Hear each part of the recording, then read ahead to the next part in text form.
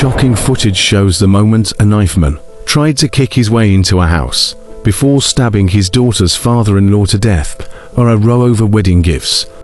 Ahmad Alsino, 43, confronted dentist Mohammed Salem Ibrahim, 55, on his own doorstep before stabbing him 4 times with a Gino D'Acampo kitchen knife.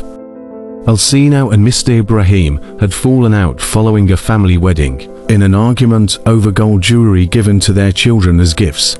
Just before 1 p.m. on March 13th, this year, Alsino stabbed Mr Ibrahim multiple times at his home in Castle Vale, Birmingham.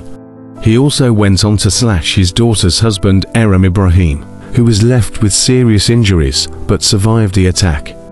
Emergency services rushed to the scene on Cadbury Drive, but Dada 5 Mr Ibrahim could not be saved. Despite the efforts of medics, Alsino fled after the knife attack, but cops were behind him as he got out of his car after Mr Ibrahim's family called the police.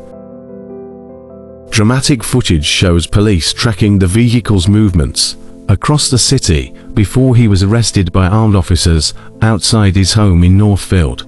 A search of the car found a plastic bag containing 2 knives. One was later found by forensic experts to have Mr Ibrahim's blood on it.